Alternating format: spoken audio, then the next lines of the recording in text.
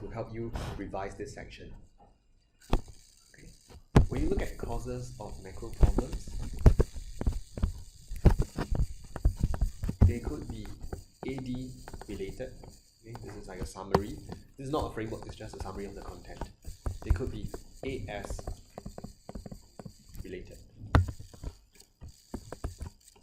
Okay, AD related, AS related.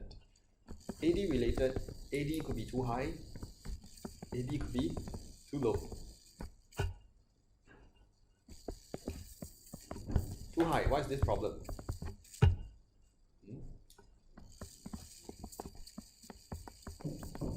AD is too high, what do you call this problem? Inflation. Specifically, what kind of inflation? It's like D. Demand pool, very good. Demand pool inflation. Okay? But when AD is too low, you can either say recession, lack of actual growth, you can say cyclical unemployment. You could even use deflation to describe this. But deflation, I don't think they are going to test you very much on deflation yet. So AD too high, too low, not good. You want AD to be somewhere just nice, like Goldilocks. Okay? So what about AS? AS, you can look at short run. You can also look at long run. Long run AS. You want this. What is this called? Something growth. Very close there, Jeff. Potential, right? Yeah, potential growth, yes. Potential growth. Okay. Short run AS. What do you call this problem? The SRS shifts to the left. Few things happen. We say actual growth falls, which means these are the same. Then we also say cost push inflation happens. Okay, so this summary sheet, every time you feel like, oh shucks, I've forgotten AD and AS, I've forgotten macro, just take a look at this. Okay? I can go one step further from here, right? Okay, any questions here? We're going to use red to indicate root causes. Okay? So if I talk about root causes, potential growth is driven by QQ cell. What does this mean? Potential growth is driven by quantity, quality of cell refers to your factors of production. Capital goods, okay? Enterprise. Land, what's the last one? Labor, yes. So these are your FOP. You want potential growth, right? You just need to make sure any of these things change. Okay? Remember the high-speed rail example? Quantity of capital went up. That's why you have potential growth. Infrastructure is a capital good.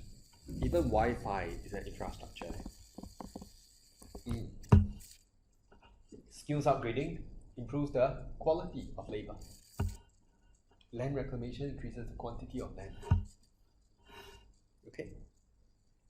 So QQ cell is here. You wanna read through, because if your school notes give you acronyms for demand and supply, P-TIEs or whatever, no reason why we shouldn't have acronyms for macroecons, right? Quantity, quality. So I have some examples here. Okay. If you want, you can just add in the word cell here, C-E-L. Oh yeah, 116.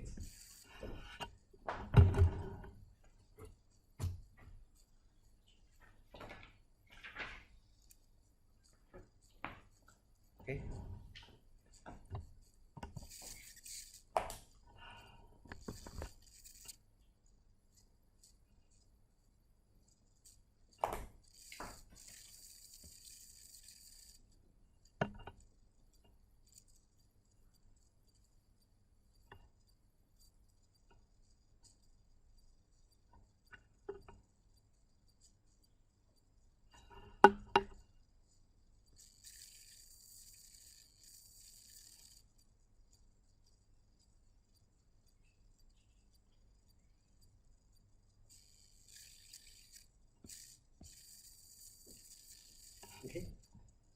Now, what about AD?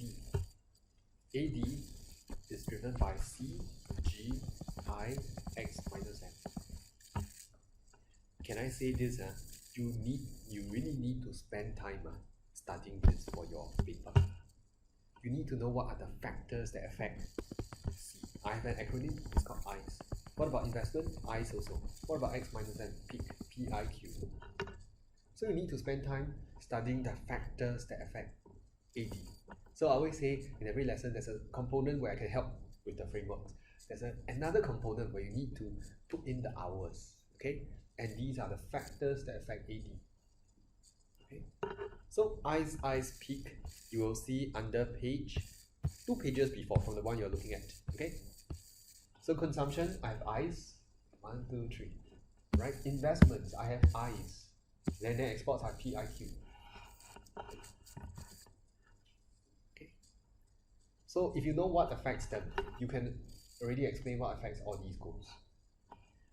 Plus, elasticity concepts are important. If you check your school notes, I think they will talk about some price elasticity of demand when you talk about how X minus M changes. Today,